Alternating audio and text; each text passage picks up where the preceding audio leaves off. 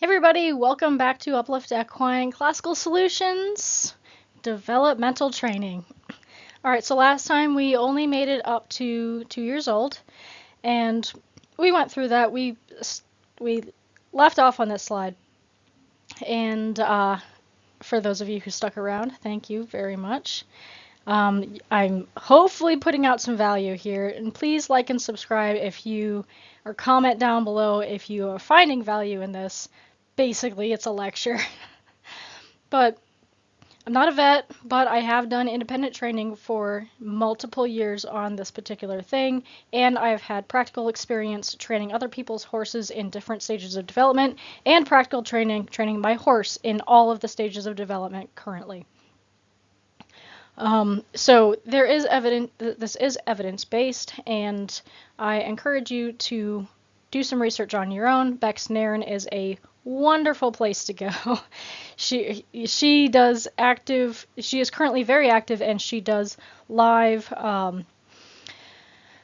horse dissections, and all of this it supports all of this, and more like I am trying to support her findings, because I was doing independent research on this while she was doing her independent dissections research, and like, I don't think she's a vet, but she has decided to go out independently and do this. So there is, just because it is not being done in some institution does not make it a illegitimate research.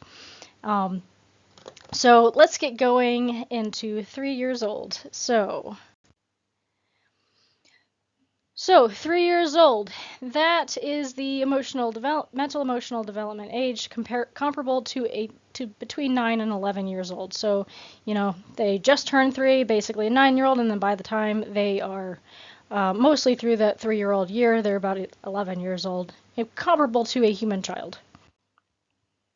Their radius, tibia, fibula, and C2 through C6 finish the growth plate closings at this age, or within this year of the age, and these are very important bones. These are the bones that support the hock and stifle joint. This is the bone that's between those joints, and the bone that supports the elbow and knee joint as well. Also, these C2 through C6, these are very important. I mean, the whole spine is important, but these are also very important for the horse being able to use their neck properly as a fulcrum. So this is the age where their neck tends to get a bit longer, and they start to look less stubby, and maybe they'll be able to reach down properly without spreading out their front feet in order to eat grass. They look really funny through their growth periods. It's great. I love it. But this is a good formative year. The humerus, point of elbow, and point of hock finish around this around 3.5 years. So that light green area. So it's another joint supporting the shoulder, and that's the point of the shoulder. And much of the time I kind of call it the entire, like, not the entire humerus, the shoulder, but like the point of the humerus that connects to the shoulder blade. Sometimes I'll say that's the shoulder, but anyway, it's either here nor there, but this is where this bone lengthens and closes. This is also something in the hock joint, so the entire hock joint doesn't close at 2 years old. Most of it does, and then the point of the hock will finish at about 3.5 years old. So it's not complete until then. And again, as I was repeating last video, just because the growth plate has closed does not mean it's fully ossified yet. It is still weaker. It's still a weak point in the horse's body, so strenuous activity and strenuous training is not recommended still.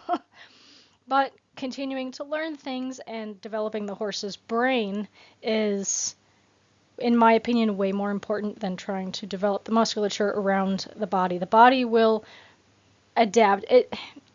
Granted, the horse is out in the pasture like it should be. But if the horse is being kept in a stall for most of the time, then you have some other issues when it comes to weight and muscle development, because they're not meant to be standing around in the stall. They're meant to be outside playing with their friends, basically. But anyway, moving on. This is the age I fed the Longcavus. Now, I know this skull isn't quite done. It is close to being done, so you can kind of fit it at the...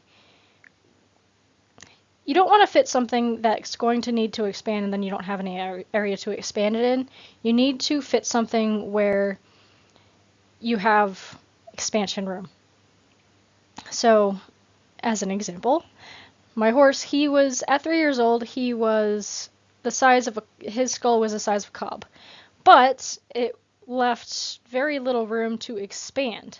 So I had to then get a horse size and then kind of add some extra holes and shorten it that way, but then I ended up expanding certain areas of it anyway as he grew. He is now almost 6. But anyway, I fit a Longcavus at this age because I want to start moving away from using the rope halter or halter as a training tool.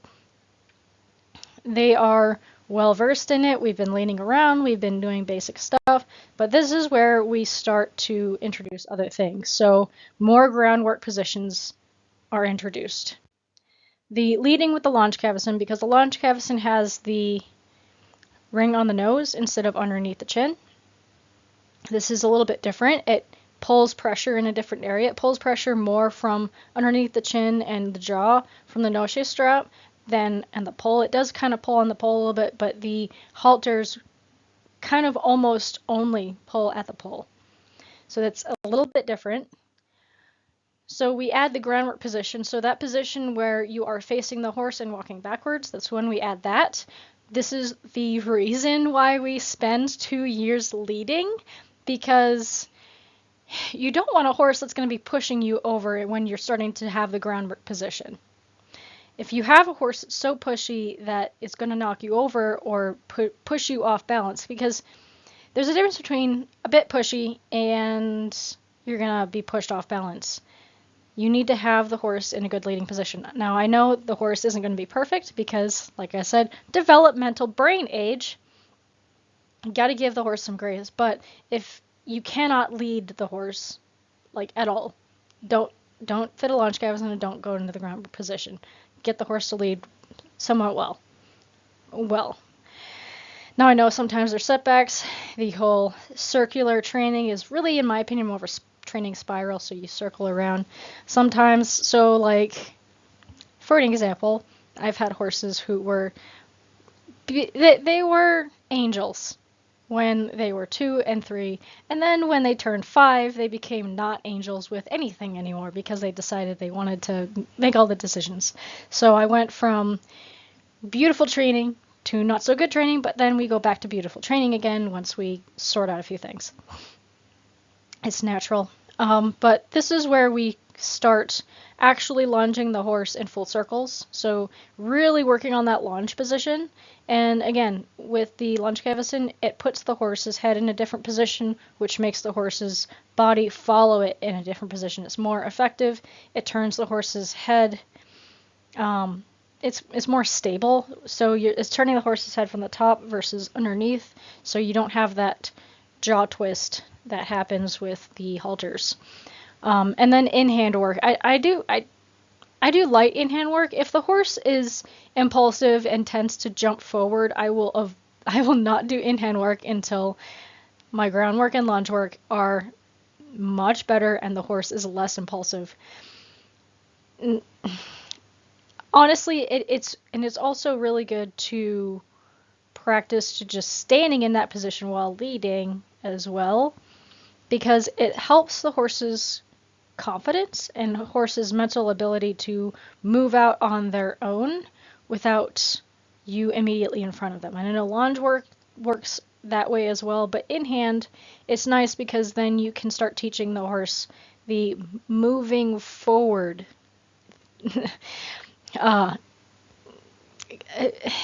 It's you teach the horse to move forward with voice um, and your signal. Sorry, I just had a brain fart there. My brain was not braining. Anyway, mid-level lateral work and forward down is introduced. So what I mean by mid-level is turn on the forehand. So we develop the moving the hindquarters, so yielding hindquarters, we move that into turn on the forehand. Which means if you go to the turn on the forehand groundwork video in fundamentals, you'll see that I am now more picky in where I will position the head. It is no longer overbent. The horse may try to move into being overbent because it's easier on the shoulder, but now I'm kind of demanding more shoulder lift and actual more pivoting. It doesn't have to pivot immediately on the forehand because with asking that shoulder lift and less bend in the neck, then it's a little harder on the horse, so give him a little grace. You have a whole year to work on this. I then introduce the shoulder in. So side passing is somewhat similar, but it's definitely not the same as shoulder in. So what I'll do is I'll take the turn on the forehand, and then I'll ask for some forward movement, and that will turn into shoulder on the circle. Because they're in turn on the forehand, they're naturally going to go into an arc position, and then it's shoulder in is just basically, it just moves into turn on the into shoulder in on the circle, and then I will turn in later on that year, I will turn that into shoulder in, forward down straight. So forward down shoulder in and shoulder in collected are two different things. I will work more on the forward down shoulder in. And then lastly, the haunches in. So the haunches in takes time to get and develop. So that's why we start at 3 years old. I'm not going to expect them to be good at it at 3 years old, even into their 4-year-old.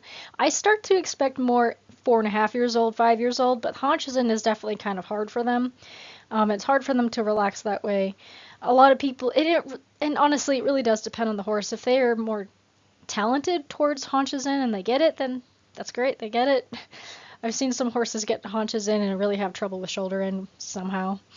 But everybody's a little bit different. But with Revan in particular, it took him a couple of years to really get it. And I'm still trying to get him to relax at it because everything that he does is intense until he figures out that it's no big deal, and then he relaxes on it. It's just his personality. But anyways, let's move into 4 years old.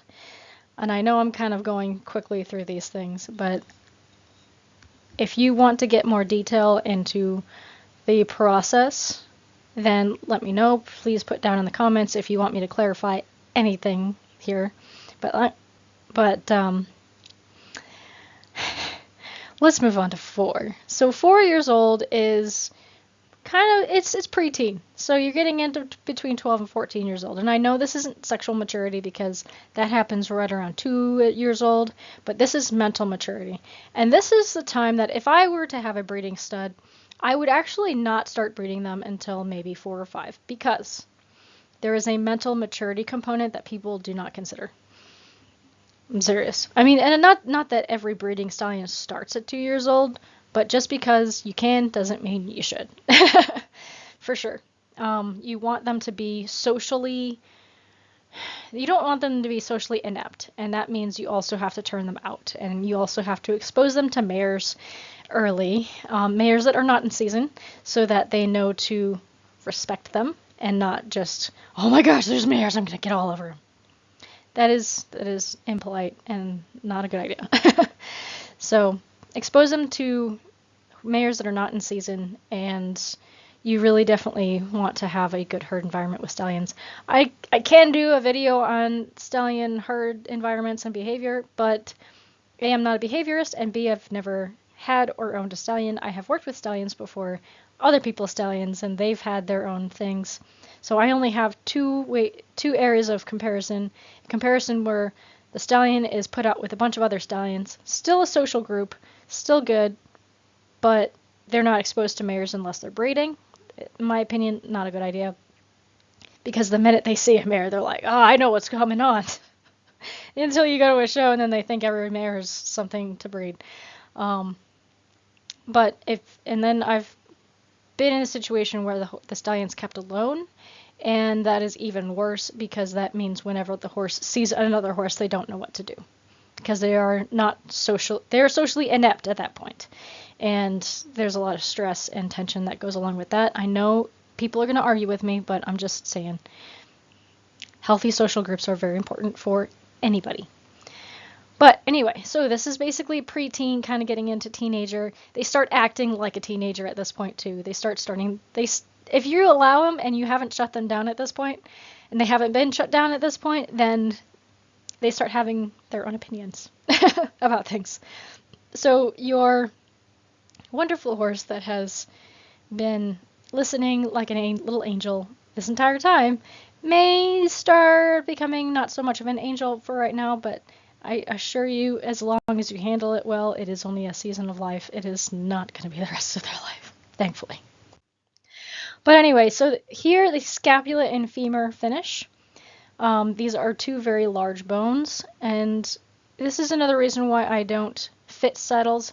One reason is a financial thing. If you fit a saddle too early on a horse, then A, if you're not going to be riding, there's no point, and B, you're going to have to refit that saddle every 6 months because of the amount of growth that is happening here, especially with the spinal development. So if you're going to sit on the horse, and like I said, we haven't even gone over riding yet, so at this point, you got a 4-year-old, haven't ridden him, that's okay, in my opinion. So that's why I start using a bareback pad. A bareback pad, at least one that bridges your weight around their spine and not directly onto their spine.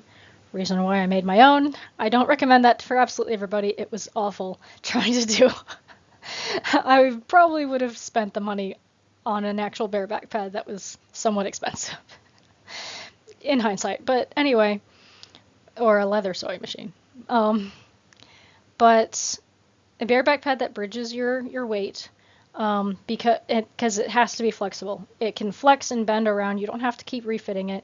If it has flocking, you probably want to reflock a little bit depending on how it goes. But I just don't buy it. It's a waste of money at this age. So what I would do is mounting block manners. So horses have a natural issue with things standing over them. It's normal. I mean, they're trying to avoid things that are going to pounce on them. And not having mounted the horse until now is okay. They're still going to be stressed. They're just bigger now, so you have to be more careful. More careful as in shorter training periods that are developing into longer training periods, and making sure that the horse is actually okay with this entire process and not making it go too fast. That's why it's like, that's why I dedicate a whole year to it. Mounting block manners. And just because you dedicate a whole year to it doesn't mean you're never going to have problems in the future. I promise you. He was beautiful at mounting, and then he got bored with it. Anyway, but starting it now is essential. The mid-level lateral groundwork advances. So I'm advancing the groundwork from turn on the forehand shoulder and haunches in to adding smaller circles. So we've been doing things on a 20-meter circle thus far. So now I would be going down to a 15-meter circle during lunge, and maybe a 10-meter circle if I was doing shoulder in on the circle. Mostly because now the horse's joints can handle it a little bit better. Remember, this is their own weight. These newly solidified joints are now carrying anywhere between 900 to 1100 pounds, depending on the horse. Less if it's a pony. This is a lot of weight. This isn't even the rider's weight. But adding smaller circles for balance, adding diagonals. So now I wouldn't put the shoulder in on a diagonal just yet because that takes a little bit of working to do, because the shoulder in signals are more from the inside of the circle, and then if you want to go on diagonal, it kind of more becomes on the outside. So I usually don't touch that, but adding a diagonal to the haunches in is something that I definitely do, because I want the haunches in to start becoming more being more. So haunches in on the diagonal is not a half pass, but I start doing that sort of thing to get more balance out of the horse. And to reminder, all of this, except for lunging, is done at the walk. I have not introduced the trot to lateral work yet. I want the horse to gain balance, gain muscle memory for balance, have good memories of all of this, and make sure that the horse is allowed to just develop. I know I'm going to get some flack for this as well. This is the time where the young dressage horse classes start. It's 4 years old. And at that time, for these young dressage warm bloods, they look fully grown, not fully developed, but they look fully grown. And so then they are mounted by people up to 150 pounds if you are a light male. Granted, the saddle is not 50 pounds, but that's still something. And they do approaching second level work with these young horse classes. They do lengthenings, they do a lot of these things. I don't agree with that because the horse's spine is not even close to being finished at this point. And then they start with all of this. Their teeth aren't even done, and they start with a bit in the horse's mouth. So I don't agree with that. Raise the bar a little bit, raise the age. But what I'm trying to say is to make a horse ready for a young horse class like that, they have to start at the very latest 3 years old riding this horse. Sometimes they start at 2.5.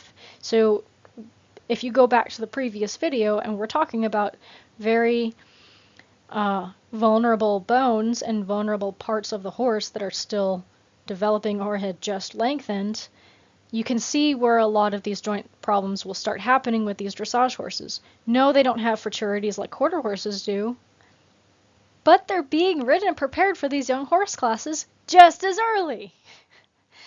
Just because you don't see them in public until 2 years later than them does not mean. And then you'll start seeing, young horse hunter jumper classes, and then you wonder why hunter jumpers a lot of them have navicular problems, landings, and a lot of them have hunter's bump later on. And that's due to doing that sort of thing before the pelvis closes and then having problems with the pelvic sutures. Just saying. Which is not the only cause of the hunter's bump. There are many causes. There are a few causes to the hunter's bump, but the pelvic suture not being allowed to fully close is one of them. So halt groundwork starts. Halt work is things like shifting weight. So this is where I start the fundamental halt work. So that's shifting the weight onto the shoulder, so from one shoulder to another. And this is where you can start kind of manipulating the thoracic sling a little bit. It's okay for them to drop the shoulder that they're taking weight off of, but you want them to lift the shoulder that they're putting weight onto. So this is where that starts. I will develop into leaning back a bit more later, but I want them to start shifting their shoulder weight around. I do not want to start school halt work until at least 5, and then actual collecting the school, and I'll explain that later, collecting the school halt until maybe 5.5, 6 years old, because the school halt is putting an immense amount of weight on their pelvis and back end. No, the rider's not involved, but it's still a lot of the horse's own weight that is being transferred to the back. So, mounting with 5-minute pony ride. So I call a pony ride where the horse is being led by one person, and then the other person is just sitting. Not influencing, not doing anything, just sitting. I would recommend a bareback pad, but if you do not have a bareback pad, I would say go bareback. Or you can have a surcingle with a pad attached if you don't want your clothes getting all funky. So no matter how clean a horse is, they still tend to transfer something under your pants. But anyway, I would keep these down to 5 minutes or less, This is for the horse to experience weight on their back so that they can kind of get a glimpse of what's going to be happening in the future. This, in my opinion, is pretty good. Like 5-minute sessions, 1 or 2 times a week will not do damage to the spine. I know the spine is not fully developed at this point, but and granted, I think the next slide, weight must be 12% of the animal's weight or under. So I know there's the 20% rule, but that's for adult horses that have good muscle development. This horse at 4 years old is not an adult horse. And even if they have pretty good muscle development, I wouldn't put 20% weight on them yet, especially since the growth plates are not fused in the spine yet. So if you're light, that's great. You do you. If you are not exactly light, then I would say get somebody that you know who is light, or you can just skip this portion entirely until they're a little bit older. That won't hurt at all either. The biggest thing right now is groundwork and brain development for behavior stuff. But this pony ride is pretty beneficial because you start to get the horse to understand what's going to be happening here, but under 5 minutes. And then continue to build muscle and confidence. So confidence being different and new experiences, adding some lateral work to maybe a trail ride thing. Now, if you are confident outside of the arena with the lunge cavesson, then start, do some of your groundwork sessions outside of the arena. I know I'm guilty of not doing this myself, but I would say give them as many positive experiences as possible.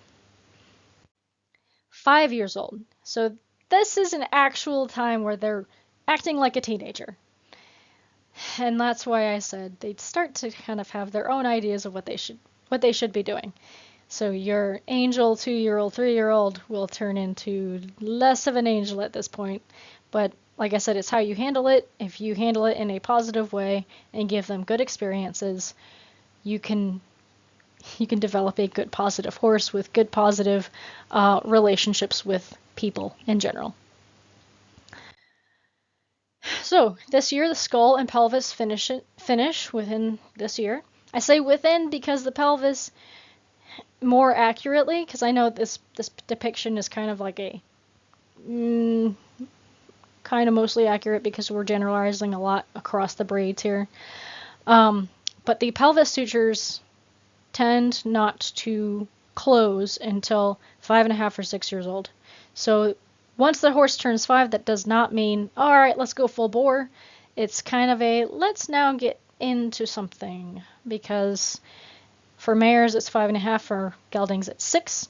I would not recommend any canter work until 6. I know that sounds awful, but just saying.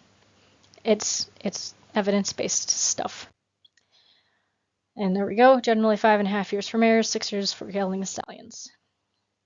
Allowing the final pelvic suture to close before straining work is extremely important before strenuous work is extremely important for the long-term health of horse. And I say long-term health as into their teens and 20s and maybe 30s, depending on how lucky your horse is with not having any weird problems. But the reason why, if the pelvis is allowed to close properly, that is the foundational element of the horse's stability. Like, you need a stable pelvis. The muscles around the pelvis need to be able to pull on it. And the suture that I'm talking about is the underside of the pelvis where it connects. So the top side of the pelvis, where it's right by the spine, it's actually completely open so that the spine can go in between those openings. On the bottom portion, I think that would be like the pubic bone, but the bottom portion, it should completely close and ossify and be solid. You do not want this thing being flexible at all.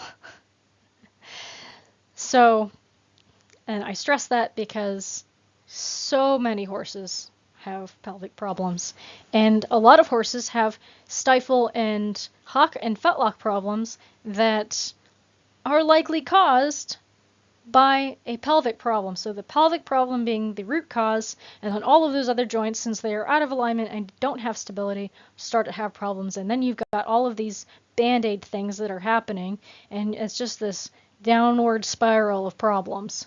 So just let the horse develop. That's all I have to say. But advancing groundwork into collection. So this is where I start collecting the horse. So at 5 years old, start collection. Then they are working on transferring their weight from the forehand to more of the middle of their back, between all four legs. And this is where you start seeing the square halts without trying. Like, they'll start just halting square. When they're straight, they halt square. You don't have to train that as a trick. You don't have to keep repositioning their feet like I see a lot of people do. It just happens. You have a straight horse, they will halt straight. I could do a whole video on the halt. But anyway, and right around 5.5, 6 is when you start really transferring more weight to the back of the horse in the groundwork stuff. But I would move the ride sessions. So now we've done our pony rides. Now I'll start doing walk sessions at 5. And then it will start about 5 minutes, because the pony ride's been 5 minutes, just 5 minutes without somebody leading the horse, so maybe walking next to the horse for confidence. And that's if the horse lacks confidence. If the horse doesn't lack confidence, or like, I got this, let's go, then it should be fine, unless the horse is so excited that they are apt to bolt. That's when you keep them on the lunge line. I highly recommend lunge line. I know that's not as possible for every trainer. That is possible for almost every amateur if they have a active trainer helping them. So if I had a client with a 5-year-old that lacked a lot of confidence, I'd put them on the lunge line. Anyway, but you work throughout that year, you work at up to 20 minutes. So I would say, for example, if the horse turns 5 in like April or May, then it would be 5 minutes all the way up until midsummer, and then maybe 10 minutes through the summer. And the reason why I would stay around 10 minutes through the summer if you are in a hot environment, mostly because the horse's attention span isn't so good when they're uncomfortable because of the heat, but I know that's not everybody's situation. Everyone's climate's a little bit different, so working it up, it would be different between everybody, but I would say nice and gradually, see where your horse is at. And another reason why I use a bareback pad is because there's less material between you and the horse's thoracic sling. So if you've been working at this, and this is the age where the magic happens. I mean magic because it's nuts how this works every time. And I just cannot believe horses are so smart. But yeah, if you are preparing the horse for this number of years, this entire time, with groundwork, understanding, shifting the weight back, getting them to understand what weight is and how to carry it. Once you mount and they're 5 and you start walking around, they will almost automatically know how to carry you. They will shift their weight back. Like the first time after the pony rides, but the first time I really independently mounted my horse, I got on, and then he literally, at the halt, collected himself. So he moved his back feet underneath of himself a couple of steps, and then stood there with his thoracic sling lifted. I could feel it being lifted. It's a very powerful feeling, and sometimes scary because you know that they are collected enough to just spring forward at any moment. It's a little scary, but it's good. It's good. It's good scary. So you can feel the horse lifted, and this is how I gauge training with the horses that I would ride. Is I feel the horse's thoracic sling lifted, and then as they tire, I can feel them drop it, and then you can see that their head goes up a little bit. They extend out, they start not having as good posture, and then maybe you do a transition and they lift again. So when they start doing that and they don't remain lifted, that's when I start thinking, I'm going to wrap up my session, end on a good note, and then we'll call it a day and see how long that was. I don't worry about warm-up because I'm just walking around. It is always after a groundwork session, at least 10 minutes, if not 15. So the horse's attention span in general should be about 25 to 30 minutes anyway, but keep your riding down to a reasonable amount of time and use whether or not they're lifting their thoracic sling as your gauge. Every horse is a little bit different, but that should be your gauge. And that's why heat and heat exhaustion should be also considered when it comes to this type of training, because you are now working the horse's thoracic sling. It's not just aimlessly walking around at the walk and doing halt transitions. You are lifting the horse's, or allowing the horse to lift its own thoracic sling, and this also habituates the horse into thinking, when I carry weight, I'm going to be lifted. This is a crazy concept for some people, because some people, and who I've talked to, think that a thoracic sling is breed dependent. Like, it's not a standard thing in the horse's anatomy, which, like, I was talking to a self-proclaimed trainer, and they thought that a thoracic sling was breed dependent, and I'm just like, no, this is not a thing. And then that kind of development doesn't come until their teen years, which is not true. It could be true in certain situations with some trainers, but I want it at the beginning of my training. And yes, it is possible. I've done it. That's why I call it magic, because that means if the horse is lifted, the minute you start doing trot stuff, they will be lifted as well. And if they're lifted and relaxed, that means they will automatically go down into a stretching trot. Believe me, I've done it. Other people have done it under, my supervision and instruction. It is possible. I don't even want to do one dressage test unless I can do a forward down, even in intro level or training level. I know it doesn't call for stretching trot until then, but I want my warm-up to have a stretching trot. Seriously. But anyway, that's what I'm looking for at the walk and the halt is my horse lifted at the walk and the halt? And will my horse remain lifted through corners and straight lines? Because, as everybody kind of knows, if a horse is quote falling in on a corner, that means they're dropping their shoulder, which means they're dropping their sling, which means it keeps going, which means they are losing control and they're losing balance, which means they can't carry you as well, which means they may start panicking. So it's just this, like I said, this downward spiral of problems. So if you cut it off and basically not ride unless they're lifted, I know it's going to slow a lot of people down, but it's better for the horse in the long run. You have better performance. The horse is way happier and way more confident, and it's just better for everybody. It's more beautiful. But at 5.5 years, I will introduce trot transitions. So this is like a lifted trot, and I make a difference between a lifted trot and a stretching trot and a working trot, because a lifted trot, the horse's head could be anywhere, but the sling is lifted and the horse is in mild collection. So the horse's head can be up, it can be way above, quote, above the bit, but, because I have a picture of this, I have it online. He's lifted, but his head's way up, but I'm not really concerned with that right now. You want to develop the stretching trot at this point, though. You should have your stretching or free walk at this point, because you want to develop the horse's relaxation. So walking in a lifted walk, which means their head can be anywhere, but the thoracic sling is lifted. That's what we're looking for first. We're not looking for headset at this point.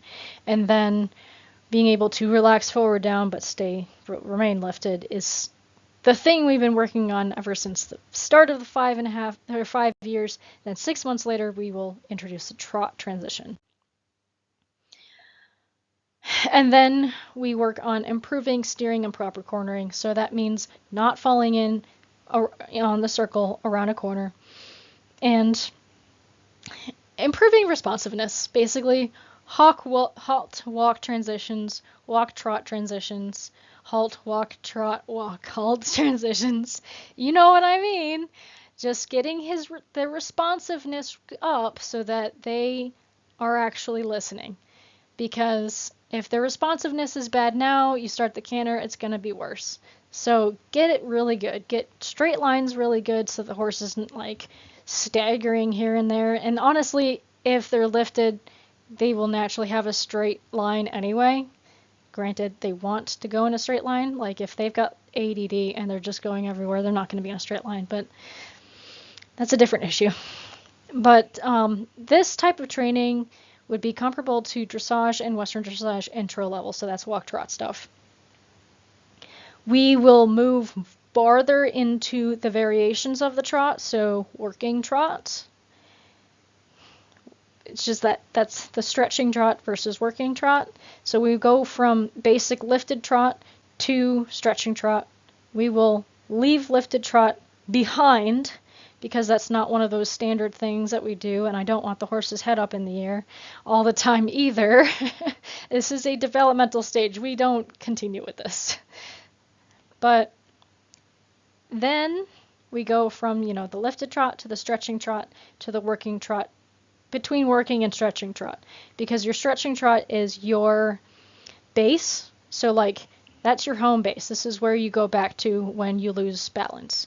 Back down to the stretching trot. So if you go into the working trot and you can maintain that and they remain lifted, then go into the stretching trot and then go back and forth until they develop some stamina. But just get really good at those things. If you develop your stretching working gait, and I know medium walk is required in this intro level, and we would during your walk trot transitions, that's at the same time we're developing variations of the walk, because for Western dressage we want a working walk, for regular like USDF dressage we want a medium walk, and those are similar but different. So basically a forward marching walk that is covering ground, but it's not the free walk and it's not the extended walk. So medium and working walk with free walk is developed during this time, and then stretching trot and working trot are also developed. And if you have those things and then you go to a dressage test, your intro level is going to be spot on. They're going to be like, oh, is that horse really good? Is that horse even better than we think? I'm like, no, I haven't even cantered yet. Oh, I did that one time. It was hilarious. Anyway, so 6 years old. I think this is the last age. There's still more to come for part 3, but this is the last one. 6 years old, so you're getting into young adult, which would be comparable to an 18 to 20-year-old. The spinal bones, T8 through the end of the tail, finish, so all of those blue bones, and any baby caps that have not fallen out usually fall out at this age. They tend to happen earlier for some horses, but a lot of the times the last few baby teeth get out. And then those start to ossify, and that's why right around age 6 is when I start to develop a canter, because we have the pelvis that is developed and ossified. We now have growth plates that are closing in the 6th year. So you've got this nice base. And a 6-year-old, between 6 and 7 or 6 and 6.5, the horse actually feels less wiggly. The horse feels more solid and more like it should be able to carry weight effectively without a whole lot of work, because their bone structure is now way more solid than when they were 3 and 4. I mean, you ask any professional rider, like, oh yeah, they're like a wiggly spaghetti noodle when they're younger. And I'm like, oh, I wonder why. Because their bones aren't ossified yet. Anyway, but yeah, those finish, and those are extremely important. So I wouldn't, and remember, I haven't even mentioned jumping yet. You get that. I have not even said anything about jumping yet, and that's for a good reason. I do not want to jump a horse until those spinal bones are fully ossified. So, this is also not the year to start jumping. Like, maybe I'll have him kind of jump a little bit over a cavaletti, but I will not jump over 12 inches until they're 7. That's just how it is. If you're going to be in my training program, you want to be jumping over the age of 7 if you wanted to go over 12 inches. Because the impact that happens through the spine and the impact that may happen with your weight on the horse's spine, the horse will be able to absorb that way better with fully ossified spinal bones than if they were younger and jumping. Because, I mean, I've seen people that are like, oh, I have a 3-year-old and I'm jumping them already because I'm superior. No, what that means is the horse is likely going to be struggling with kissing spines later on, or I call it mechanical swayback because there is a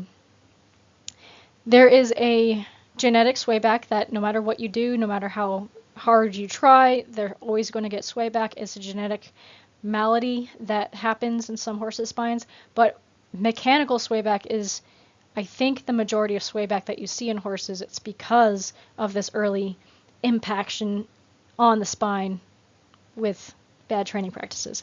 And I mean, I know I'm grouping about 90% of the horse industry in this bad training practices thing, but I'm gonna be hated. I just get it. I know, I get it. No one's gonna like me after this. But anyway, these bones are essential for effective carrying and collection capacity. So this is one of the reasons why I also don't do a full school halt until about 6 years old. And that means tucking the pelvis under. At 5 years old or 5.5, I'll kind of do more halt work, so more leaning back. And I've been quietly criticized before by, oh, the horse leaning back is a fault for the school. I'm like, I get it, I know, but I don't want to start asking him to lower his haunches until he's 6.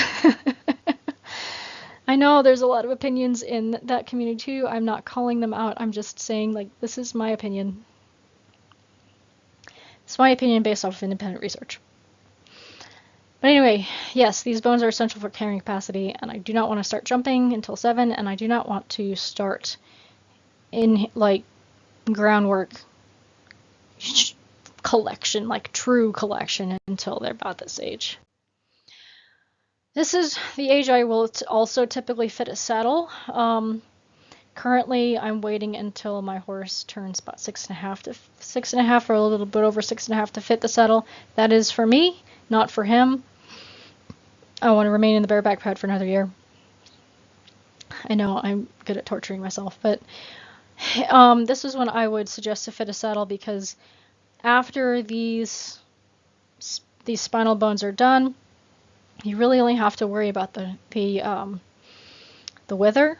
If the wither is basically the size it's going to be, like a lot of thoroughbred skit, a lot of Iberian horses will already be mature at this point, or fully grown at this point. But like I said, it's very breed dependent. Appaloosas tend to not, and some Mustangs tend to not mature this. It's the gray ones, the gray thoracic vertebra, until way later, so they look downhill for a long time. But this is when I would typically fit a saddle depending on the breed. But groundwork will start touching in Haute École. So Haute École is high school. It is the level above Grand Prix. So Grand Prix is not the be-all end-all of dressage. Haute École really is. And Haute École is not for every horse. Every horse, in my opinion, should have the capacity to do a levade from the school halt, but that should inform, like, the airs above the ground should inform the Grand Prix movements. It is not required, but if you have a high energy, somewhat middle of the herd, kind of more dominant horse who has the attitude for it, then you have yourself a Haute École horse. because those school jumps require a lot of energy. So you need a high energy horse. The levade does not require a lot of high energy. It requires energy, but not a whole lot of high energy. It is more of an adage type movement and not a staccato type movement, if you know what I mean. um, but anyway, yeah, it'll start touching into haute école, so that means school walk, school trot. And let me tell you, the school trot is not a piaffe. School trot on the spot is also not a piaffe. When the horse is ready, you'll see a real piaffe. But anyway, um, what I mean by touching into haute école is this is when I start actual school halt, like I'm asking the horse to fully transfer weight onto the haunches whilst bending all of the joints of the hind leg. So not just leaning back, because there's a lot of just leaning back, in early stages of training. Now I want them to squat. I want them to sit. And now that they have a, pretty much fully ossified pelvis and spine, they can handle that those pressures that their ligaments and tendons and all of muscles and the connective tissue will put on those bones. So even though it's groundwork, not all groundwork is safe at all ages. But ridden work start including a canter. So canter, forward, down, shoulder in on the circle, leg yield, and gait lengthening. So this is a big year. This is a year where you start all of this fun work. And when I say canter, I mean counter canter as well. So you've got your 20-meter circles, you've got your 15-meter circles later on in that year. Of course, you want to have your forward down, and I mean forward down at the canter as well. It's difficult to do. It is not required in a test, but it is good to have. It is good to have if you are a long-distance trail rider. Forward down, anything, because the forward down will transfer the strain from the short muscles to the long back muscles and ligament that will help rest the short muscles while you're still moving. It's quite an interesting way that the horse's body works. The stamina should work up to 30-minute ride sessions. So remember from before, you're between 5 and 20 minutes. So you're going to increase that by 10 minutes over the next year. Shows will be fine. You just need to manage your warm-up so that you still have energy and ability to get through that test. So 30-minute ride sessions are more than enough to be able to do shows and tests and all of that. You just have to manage your horse's excitement with the new environment, or do online tests depending on what you want to do with it. Like if you don't care about the horse experiencing all of these different environments, that's fine. If you're always going to stay at home, that's fine. Still make sure your horse can trailer. That can save a life. But your stamina riding sessions with lifted riding sessions, I'm not saying, just willy-nilly riding, but your riding sessions where the horse remains lifted, either lengthened and lifted or up and lifted, 30 minutes. Which means after your groundwork, you have a 10-minute warm-up, 10-minute challenge period, so new stuff, and then a 10-minute cool down. So that's why your challenge period should be 10 minutes. It doesn't sound like a lot of time, so it's like I do, forward down trot stuff for about 10 minutes because, he lives outside and the walk work was 10 to 15 minutes. Like this is a long session. And then the challenge work that would be like canter work, so canter transitions or something for 10 minutes, but that's a lot of strain on the body, and you still want to have energy to be able to do a good cool down that remains lifted. And just because the horse isn't sweating does not mean they're not working, because the absence of sweat does not mean that the horse's body isn't being developed. I know that's a huge new concept for people, but you got to make sure that they have enough time off. And also remember, this is not necessarily an everyday thing. You need to allow the horse to have time to recover. So their glucose stores take about 24 to 48 hours to recover, and if you're going to have a horse learn something new, you don't want a horse that's, kind of half tanked. You want them to have somewhat of a full tank. So if you basically work them up into a lathery sweat, you're emptying their tank, and it will can take up to 48 hours to fill that tank back up again. And if you go to the next day, they're not only sore, believe me, you wake up the next morning, your muscles don't feel like they did the day before when you worked them. They feel worse. And then their glucose reserve is not fully resolved. So you can see, well, then you have a horse that will not be able to remain fully lifted for the full 30 minutes. So I suggest every other day. Every other. Or twice a week. Call me crazy, but it works. It works. I have a horse he is fed well, he is out in the pasture, and he plays. He plays with his friends. And he does not have any lack of muscle development. And I only work him 3 days a week. And 3 days a week only started in last August. So, believe you me, just because you don't work your horse every day does not mean that they're not going to have a good top line. Got to feed them properly, and you got to have proper turnout. Ooh. Okay, I accidentally went 2 slides in, but it has gotten to 56 minutes. We are going to be talking about 7 to 8 years old. So this is the last group of 8. This is the last age for young adult. And then when they're 9, they're official fully fledged adult, in my opinion. But this is the next exciting part of a horse's training. But anyway, thank you for watching. Thank you for attending. Please like and comment if you found value in this video. Please subscribe if you want to see more of these videos. And if you want to be even more involved like my patrons, please check out the Patreon page and give us a little bit of support. So thank you, and I will see you guys later. And thank you, patrons and local students, for